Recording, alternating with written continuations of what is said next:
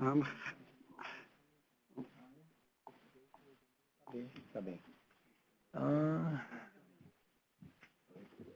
well, let me welcome all of you to the dialogue today.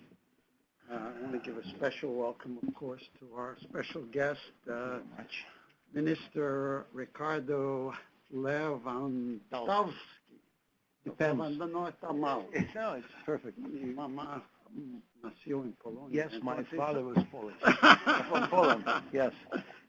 And who, as you know, is the President of the Supreme Court of Brazil, also President of the National Judicial Council, which is responsible for the country's entire court system. And I'm sure that by now all of you have read the material we circulated on the Brazilian court system. And if you haven't read it, you should, because it's really, really very good and very good introduction. And we want to appreciate your office in providing it. Let me just say that, as most of you know, that the judicial system in Brazil, the judiciary, is really playing a terribly vital role in Brazilian life today, society, politics, and particularly the Supreme Court. On two fronts, it really has a real special significance. One is the investigation and the prosecution of ongoing corruption scandals, particularly the one that took place in Petrobras. And the second is the Supreme Court's role in legal questions related to the possibility of an impeachment of President Dilma Rousseff, which, of course, is headline news every day in Brazil and worldwide. And of course, over the next months, Brazil faces just a large number of very crucial challenges and major decisions. And the Supreme Court and the minister himself, of course, is going to be deeply involved in many of these, and perhaps the most important of these decisions. Minister Lewandowski is well prepared to take those decisions. Not saying they're going to be the right ones, but he's well prepared to take them. And this is possibly the hardest job in Brazil right now. It may be, and it's certainly one of the most visible jobs in Brazil now. It's under continuing scrutiny on a day-to-day basis. Minister was named to the Supreme Court by President Lula da Silva in 2006. He was selected to preside over the court system in the Supreme Court last year. He's one of Brazil's most prolific and distinguished legal scholars. He's on the faculty of its most distinguished law school, the University of São Paulo. He has a master's degree from Fletcher School at Tufts. And before turning this over to him, this is not going to be your most difficult task. I just want to thank Paulina Duarte for sort of bringing this together and bringing us together, dialogue together with the minister. Let me now turn it over to you, and you lead us through this. Thank you very much. First of all, let me say it's a great honor and a pleasure to be here. Mr. Peter Hawking, Senior Fellow and President Emeritus of the Inter-American Dialogue. Ladies and gentlemen, thank you very much for your attention. We have a small video. It will take about 9 minutes, approximately 9 minutes. There are data and figures about the Brazilian judiciary branch, but I'm afraid we don't have the sound. But we have, it's easy to understand because we have, it's written in English. So, and then I will make a small introduction to the Brazilian legal or judicial system that will take about 20 minutes or so.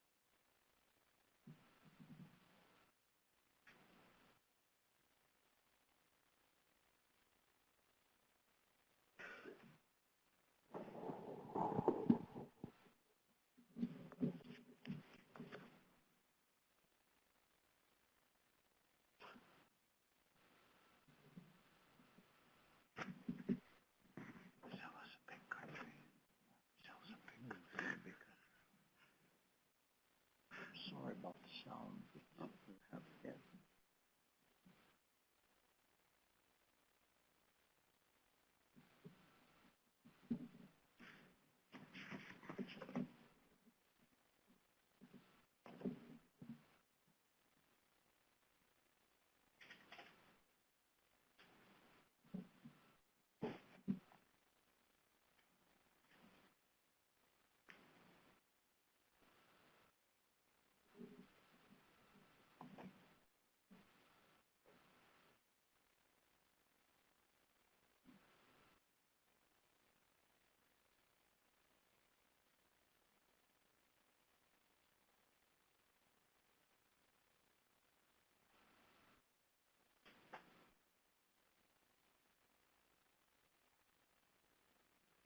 Are you going to take the questions or I'll answer take them. Yes.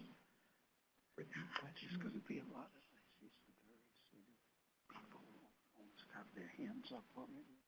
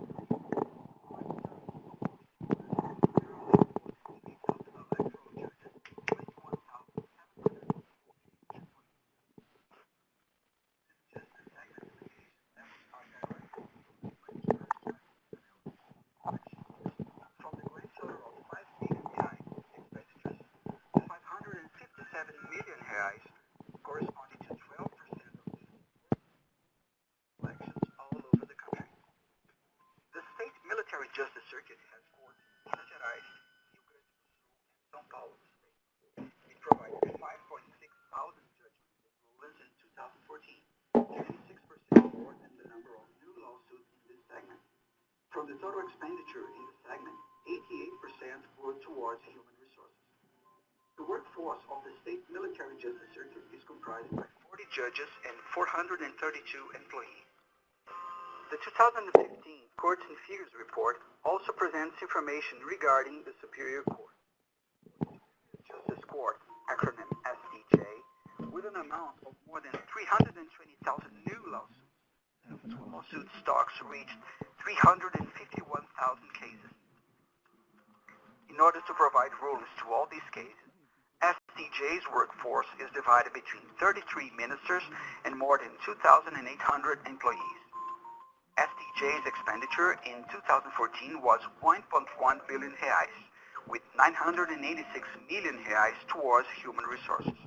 The Superior Labor Court, acronym TST, received more than 240,000 new lawsuits, remaining with a backlog of 265,500 lawsuits. The TST workforce is comprised by 27 ministers and a little more than 2,300 employees. TST's expenditures in 2014 was 813 million reais, with the greater part directed towards human resources as well.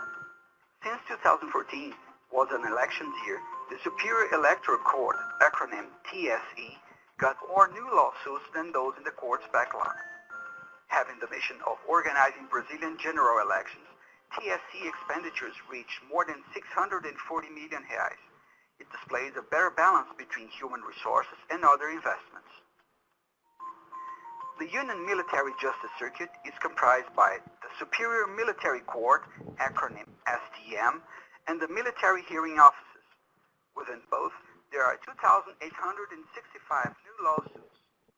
Of these, 1,047 belong to STM, while the remainder belong to the Military Hearing Offices. The workforce has more than 1,000 people between judges and employees, with an expenditure of 416 million reais.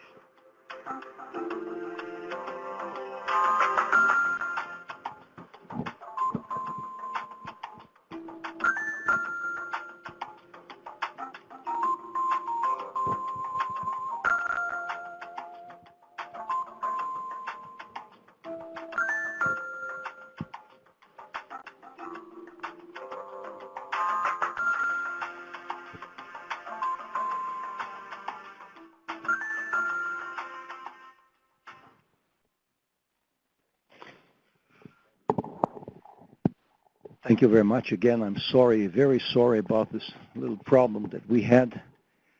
Let me say again, it's a great honor and a pleasure, Mr. Peter Hawking and Mr. President, to be here and briefly discuss with you and your distinguished guests the Brazilian judicial system, and more specifically the recent developments concerning the Brazilian Supreme Court and the National Council of Justice. The Brazilian judicial branch comprises federal and state courts. As you know, Brazil is a federal state.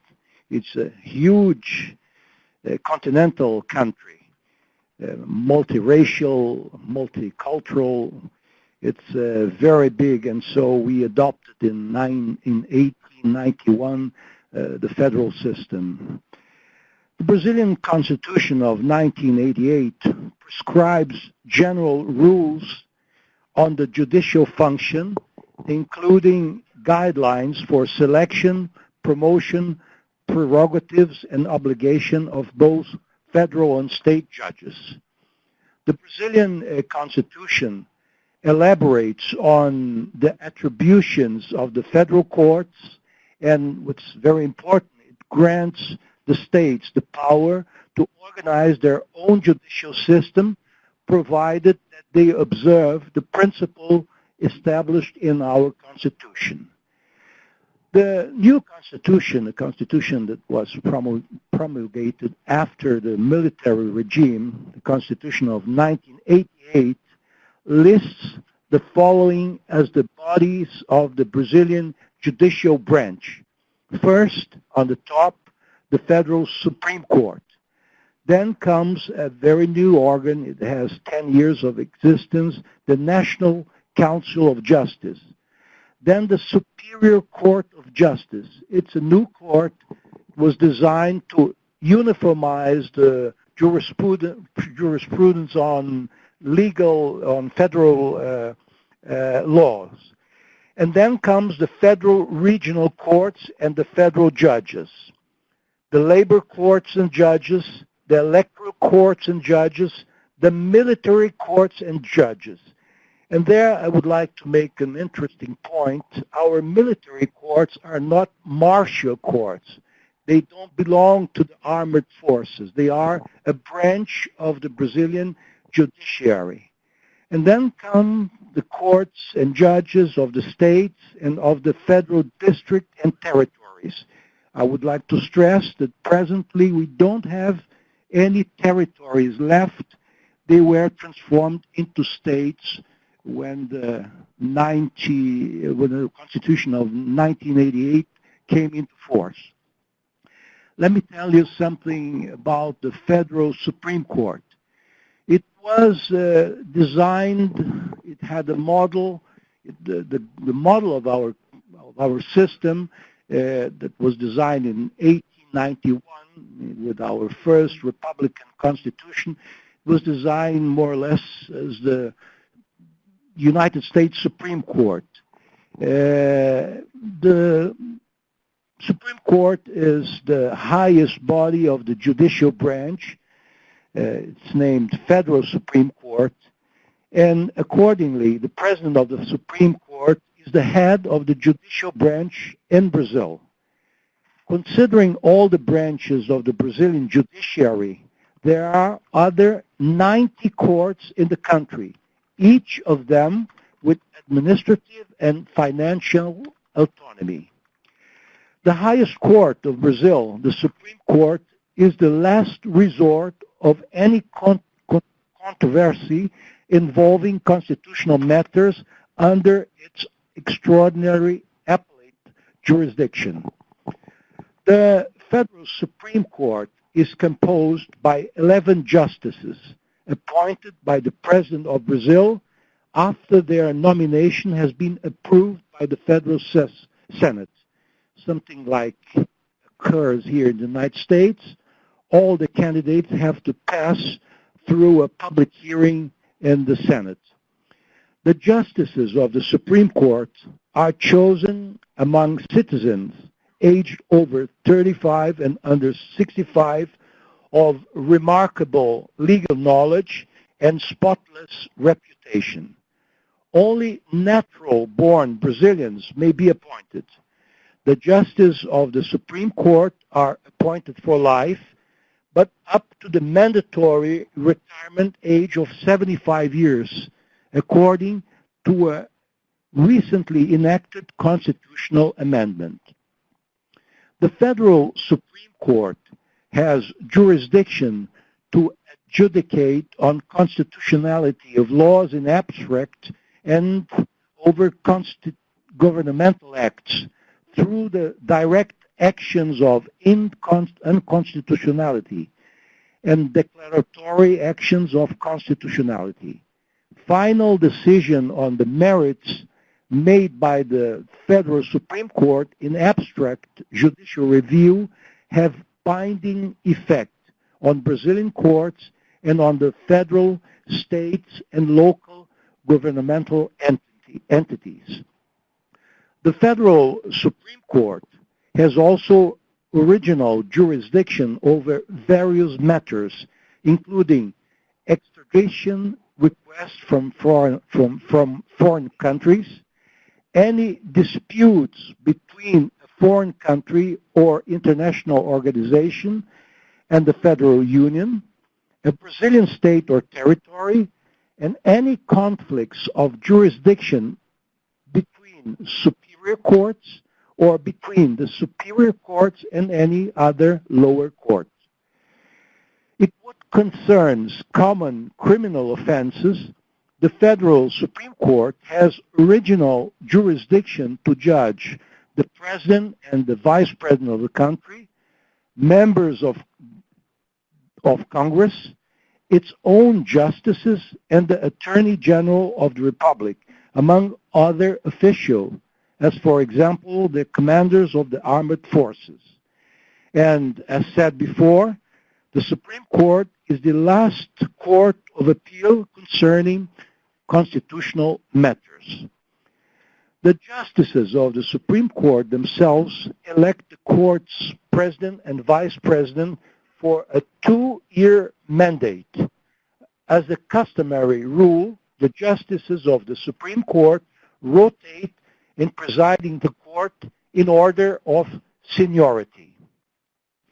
Let me talk now a little bit about the profile of the Brazilian judiciary in 2014, that's the figure that we have. According to the latest figures available, the judicial branch in Brazil has approximately 17,000 judges, noting that around 14,000 of them, more or less 86%, serve in the first instance, which comprises the first degree of jurisdiction and the small claim courts, and circa 2,300 of them are appellate judges. In addition to these judges, there are 77 ministers or justices serving in the 4 superior courts located in Brasilia: the federal courts, labor courts, electoral court, and military court. The number of judges has been gradually increasing, rising by 5.2% during the last 6-year period. Brazilian courts count on a workforce of 418,000 employees, of which 279,000, 67%, are civil servants, servants requested from other government agency or entities, and employees without formal affiliation to public service, and 139 of them occupy auxiliary positions as outsourced workforce, interns, lay judges, and hearing officers. A recent assessment indicated that we have in Brazil an average number of judges, of 8 judges, and circa 200 employees per every 100,000 inhabitants. And let me talk now something about our lawsuits in numbers. There were around 70 million pending lawsuits in early 2014. Another 28.5 million suits were filed during that year. That means 215, totaling circa 100 million cases pending to be reviewed by the judicial branch, an increase of 4.2% in relation to the previous year and 90.1% in relation to the last 6-year period. Collected data indicates a significant increase in the number of new lawsuits, which rose 70.2% during the 6-year period. The major bottleneck of the judicial branch, however, lies in the dismissal of pending lawsuits. Although the courts have entered judgment and remanded or dismissed almost as many cases as the filling of new ones, the amount of pending lawsuits was not reduced. Instead, it has been gradually increasing over the time. In order to deal with the massive numbers of lawsuits in Brazil, technology represents an essential tool to grant efficiency to the judicial branch. In this sense, an ambitious project concerning electronic lawsuits is currently being implemented in the country. The goal is to have all lawsuits processed digitally. Established by the National Council of Justice by the Resolution 185 of 2013, the electronic lawsuit system, PJE, has already been implemented in 34 courts of appeal in Brazil, as well in the council itself. We are also investing in alternative methods of dispute settlement. All the measures taken to increase the judiciary efficiency, however, will not be able to achieve the desired results if the number of new lawsuits filed every year keeps increasing at the current pace. For this reason, we are incentivizing the use of alternative methods of dispute settlement. In this field, we are stimulating the conflicting parties to resort to conciliation, mediation, and arbitration, procedures which have proved to be particularly appropriate for the settlement of disputes that involve negotiable rights and can be dealt with extrajudicial fora.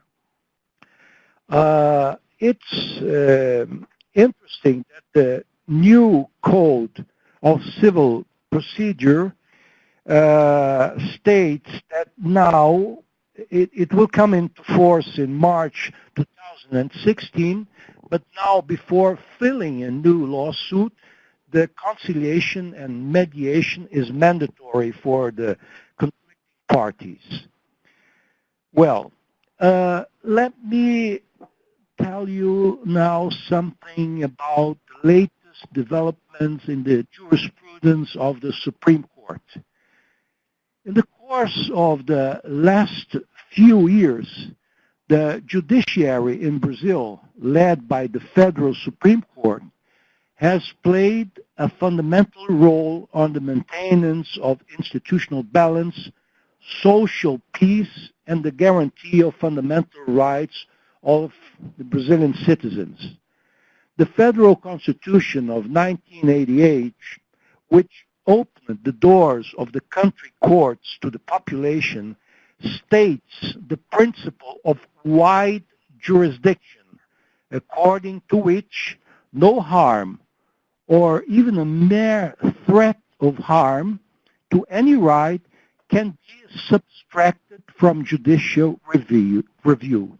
This is stated in Article 5, number 35 of our new Constitution.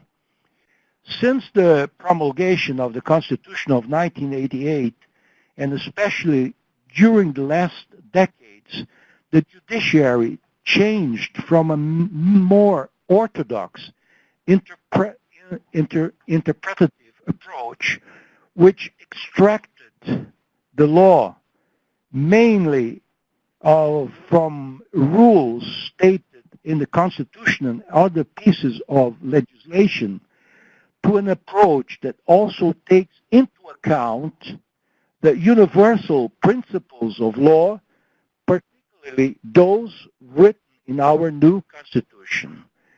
So judges began to extract practical consequences of the Republican, democratic, and federative principle, as well as of the postulates of equality, reasonableness, proportionality, morality, impersonality, efficiency, and human dignity, among others, widening the scope and the reach of their decisions.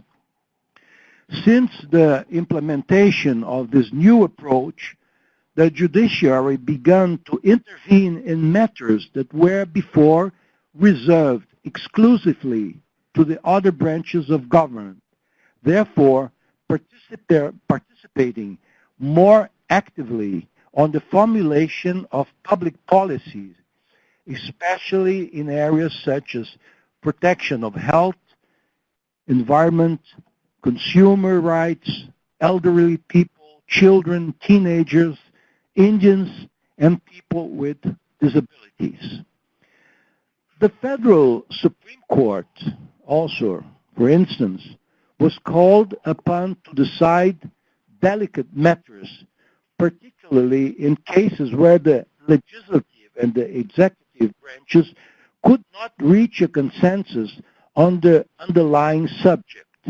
And I would like to remember that we have now represented in our Congress 28 political parties, and we have now approved recently 4 more political parties. So we have a total of 32 political parties in Brazil. It's very difficult to come to a consensus, obviously, in our parliament. So the Supreme Court started to decide very delicate questions or matters like the funding of electoral campaigns. So we prohibited. We thought it can be extracted from the democratic principle that private enterprises or public firms cannot invest in political campaigns. I think the American Supreme Court took a different path, but we took another orientation. The right of public servants to go on strike. That's a very delicate subject also because the politicians don't want to get involved with public servants. They are very active and they have very strong unions in Brazil.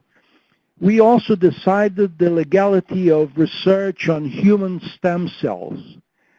The demarcation of indigenous land, it's a great problem in Brazil. The right to abortion in cases of diagnosed anencephalic fetuses. The adoption of racial quotas in public universities and schools.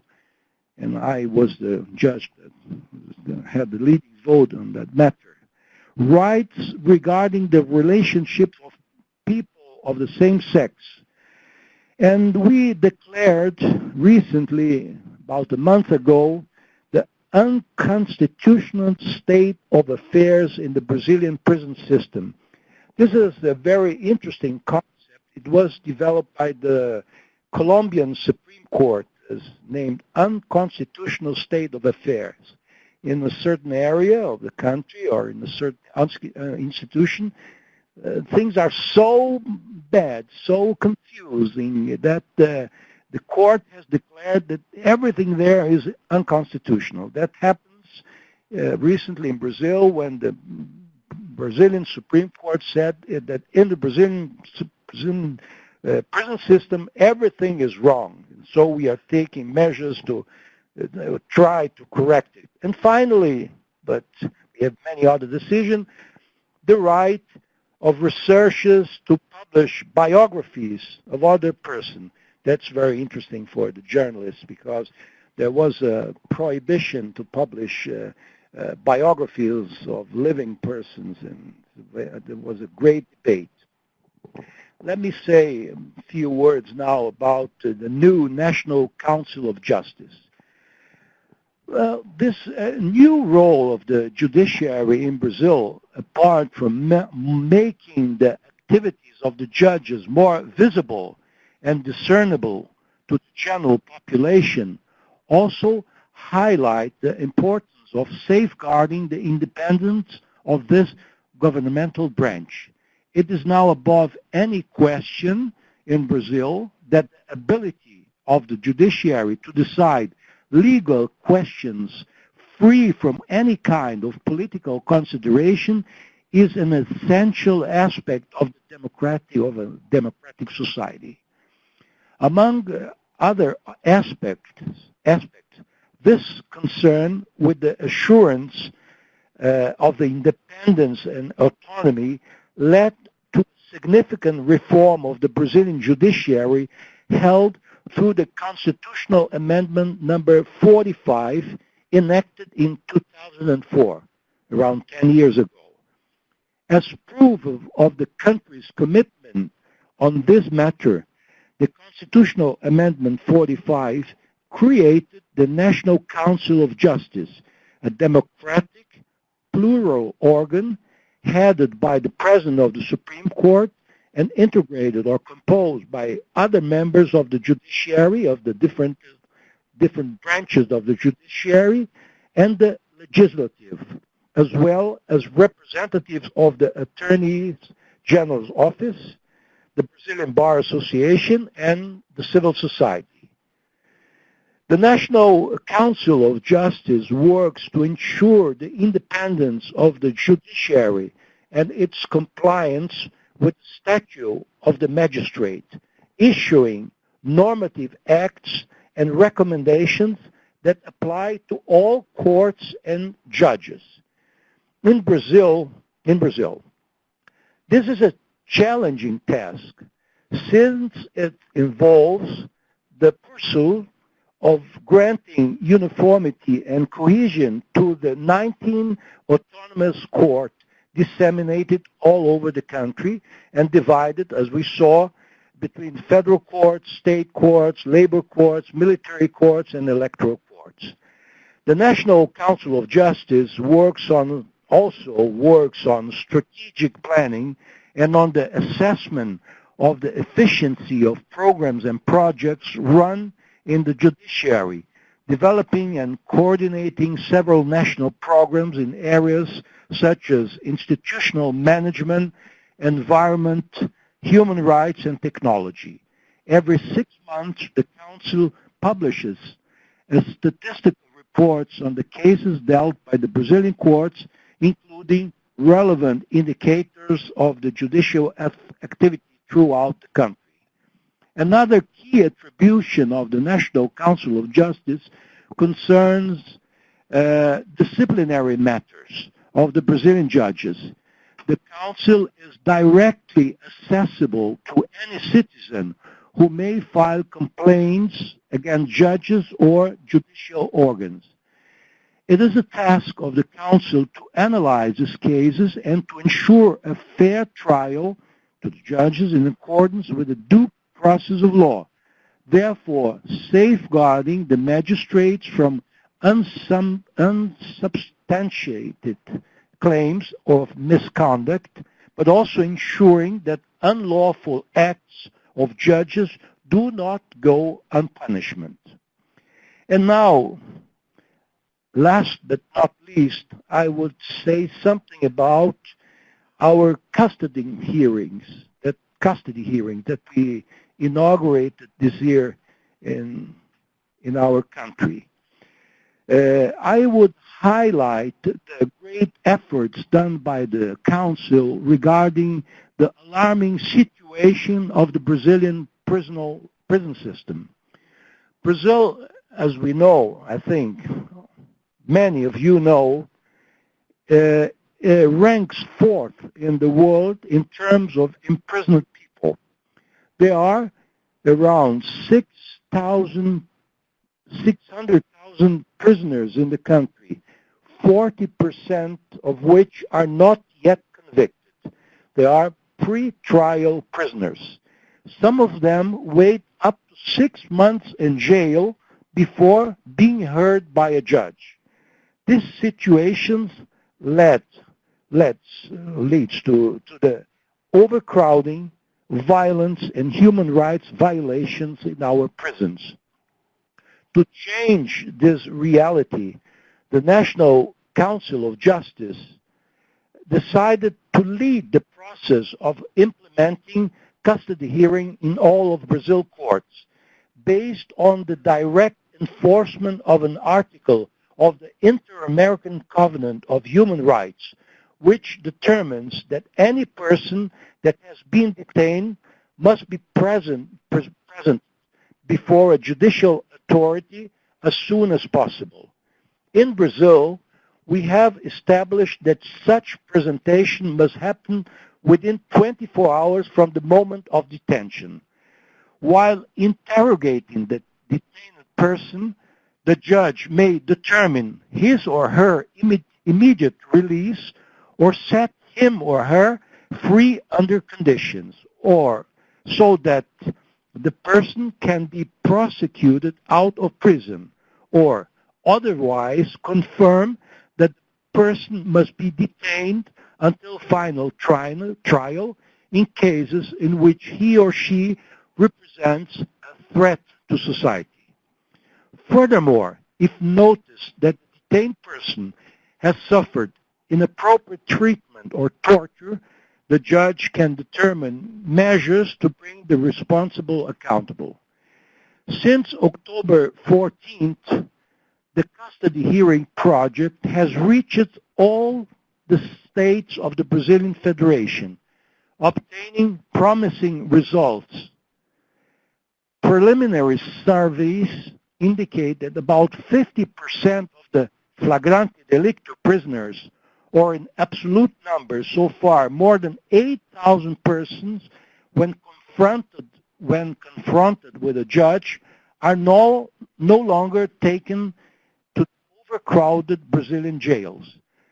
This rate of releases translates into savings of approximately 4.3 billion reais, almost $1.1 billion of public funds over the next 12 months. Another $2.5 billion per year are also made available to the public budgets, simply avoiding the constructions of new prison facilities that would be needed to keep up with the detention rate before the implementation of the custody hearing project. These public resources can now be spent on education, health, and other relevant areas of governmental activities. I'm finishing briefly, Mr. President. Yes, I know. In what happens, in what regards this matter, it is also important to highlight that the Brazilian Federal Supreme Court has recently issued two important decisions on the practice of the custody hearings. In the trial of the direct action of unconstitutionality number 5240 last August, the court found that the exploratory project of custody hearing implemented in the Court of Justice of the State of São Paulo in February 2015 was in line with the Brazilian Constitution. And last September, when assessing a request for a preliminary injunction in an action of incompliance of fundamental principle number 347, the court ordered the implementation of custody hearing in all branches and instances of the country's judicial system within 90 days. In recognition of the success of the program, I have just signed this morning a memorandum of understanding on cooperation with the Secretary General of the Organization of American States, which aims at taking the Brazilian experience to the custody on the custody hearings issue to other countries of the region. And now concluding.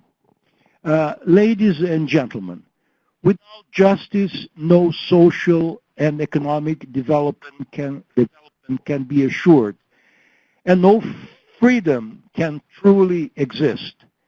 In this sense, an independent judiciary is a stronghold of democracy and peace, the true keeper of liberties that our forefathers so bravely fought for in the course of history.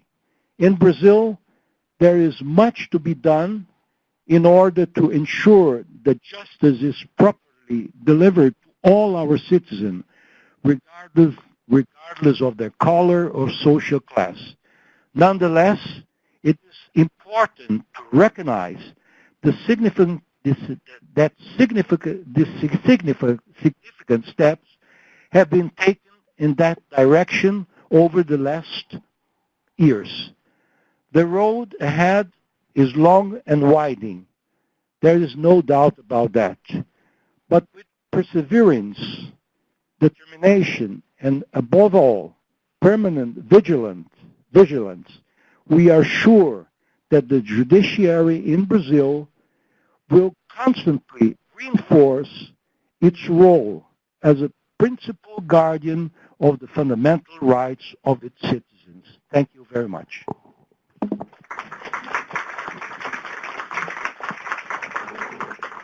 Thank you very much. Went through a lot there, and looks like there's a lot we might learn from what Brazil is going through now. Anyway, let me just open it up quickly for questions. We are short of time, but we'll try to take 3 or 4 to start with, and then we'll come back.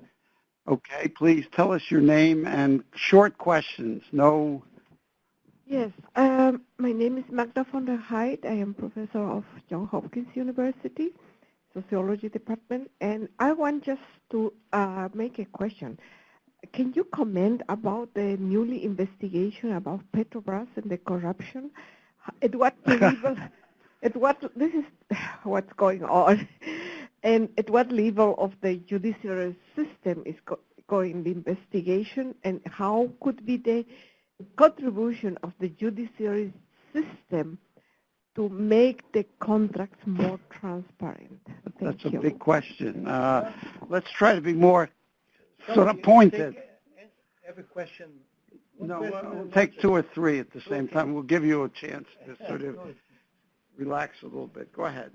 A follow-up on that question. And you know what the case of Petrobras is worldwide known. And I want to know, in your opinion, also considering the high position that you have, and maybe you cannot do many comments, if you are happy with the independence that the recent courts have taken, the last steps, arresting very important political figures and also very important economy and businessmen in Brazil, something that was never heard in the last 20 or 30 years in a country, Latin America, something like that. What's your view on this? Yes, thank you. Short. Eu sou Timóteo, ex-consul Yankee, Rio Grande do Sul, 72, 74. I've now practiced my Portuguese after 41 years, and I'm going to speak English because yours is better than mine. You talked about the long road to a better world, better Brazil, and the role of justice to all of that wonderful good stuff. In my epoch, during the Cold War, every Brazilian that I knew would say to me... Tim, we really are short of time. Could you please keep it very short? ...said that Brazil was already almost number 1. Pelé, Xuxa, Emerson Fittipaldi, and by 2000, you'd pass the United States and be the greatest place on God's earth. Whose fault is it, Mr. Chief Justice, that we're not there yet? Is it W's, or is it Xuxa, or is it Lula, or who? One more question. Thank you. Beyond Petrobras, Xuxa, and Pelé, I wonder if you could say a few words about the political system in Brazil. I suppose that no one would dispute the idea that around 30 parties in a Congress isn't feasible. And it's part of this mess that the country is in. So I wonder what kind of role the Supreme Court would have in trying to organize and really limiting the number of political parties in the country to have a fresh start over in this game. 4 questions. Well, thank you very much for your questions. First of all, let me say that I am very, very, very proud of our judges in Brazil. We have 17,000 judges. They are very well prepared. They get into the career after passing public oral and written exams. All of them, or most of them, have graduate studies. They're very independent. And I would say that the judiciary in Brazil nowadays is the pillar of the democracy, of our democratic state. We have a very advanced constitution. It's the 1988 constitution. It was based on the Spanish and the Portuguese constitution, as you know, because these countries, they passed through authoritarian regimes like Brazil, and we have a very advanced constitution concerning the fundamental rights. So answering the first question and perhaps the second question, I want to say the Brazilian judges are absolutely independent. And what is happening now in Brazil is the result of the independence of our judges. Here you have a criminal judge, he's a state judge, he has a 25-year experience, he's absolutely independent, and the judge that is prosecuting and investigating those big shots in Brazil linked to the Petrobras scandal is a judge who is located in Paraná, which is a southern state in this city of Curitiba. He's a federal judge because, as you know, Petrobras is a federal company, or at least has federal stock, so the jurisdictions belongs to a federal judge. No one is intervening in the investigation. Not even I, as the president of the Supreme Court or the president of the National Council of Justice, can make a phone call and say, please stop with this investigation. What do we have until now? We have the investigations are being very well conducted. We have some sentences, very hard sentences. Some top executives of Brazil are already condemned to spend 15 or 20 years in jail. It's really something new. But I would like to say that our judges are very, very, very independent.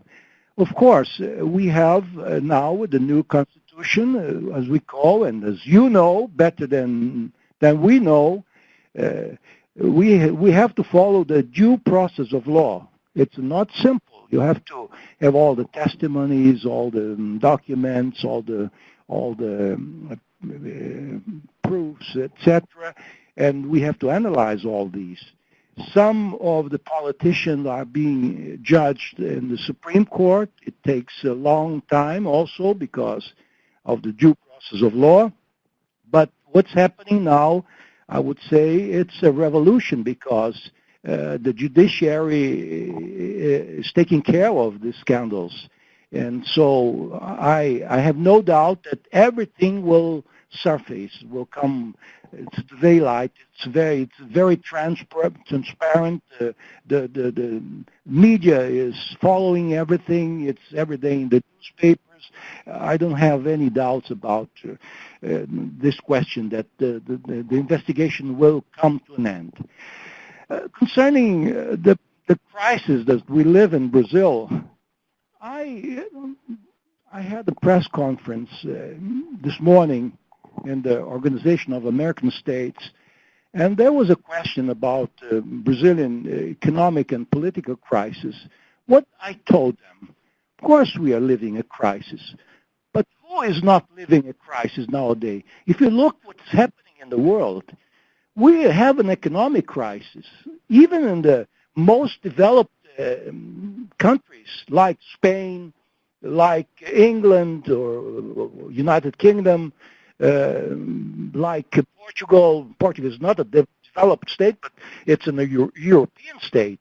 You have civil wars in the Middle East. You have regional conflicts in North Africa, in South Africa, in South America. You have problems in Ukraine. We are still living the consequences of the 2008 housing bubble. Of course, we are not isolated of the rest of the world. I agree that we have internal problems, But we are suffering from the external situation. That's very clear for me, and I think for many other Brazilians, that has to be stated very clearly. And I still believe, as a Brazilian or someone that lived very long in Brazil, as we say, Brazil is the country of the future. We are the 7th economy of the world, and we will remain like that. The last question of this gentleman, I would like to answer very briefly. About Petrobras, I think I said everything. I'm very confident that our judiciary will respond, will answer all the questions that are needed, all the challenges. But I would say the first reform that we need is a political reform. We are a very democratic country. We are living a democracy for almost 30 years since the 1988 Constitution. It's a very strong Constitution.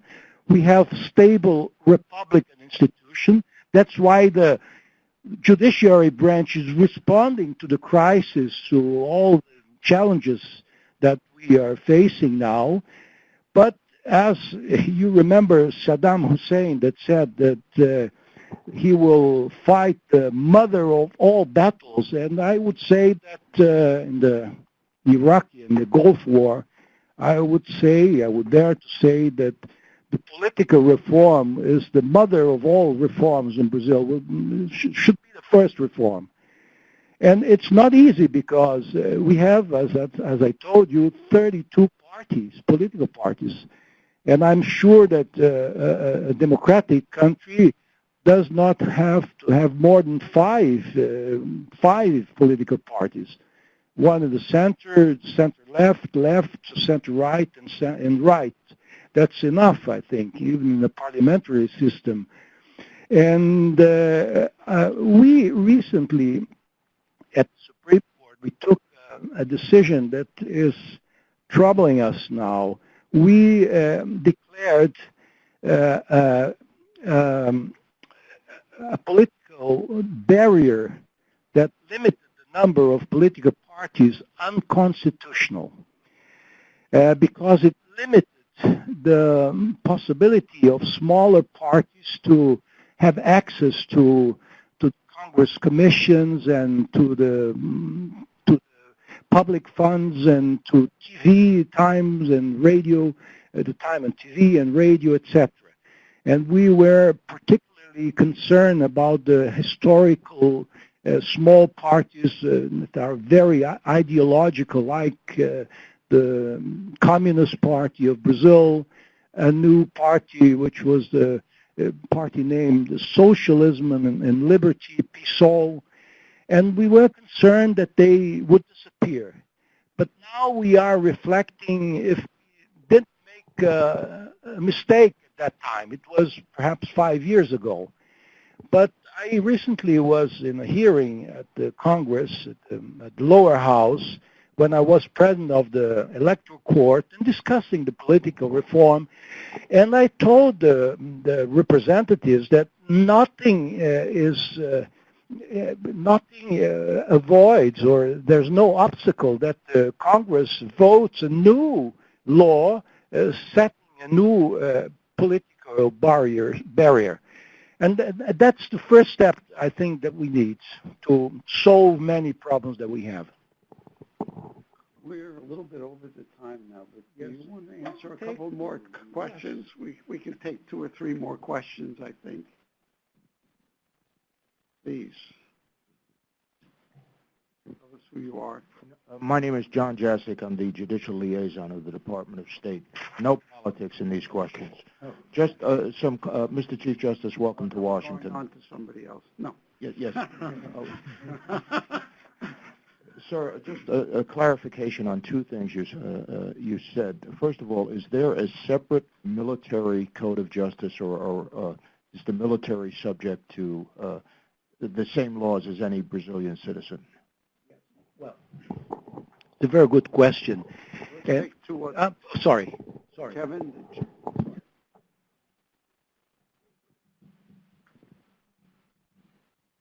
Thank you. Kevin Casasamuro from the Inter-American Dialogue. Political reform is a big term. So my question is, what do you think should entail a political reform other than simply reducing the number of parties? Oof, that's a big question. One more question.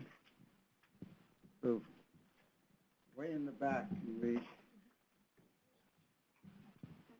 Go ahead.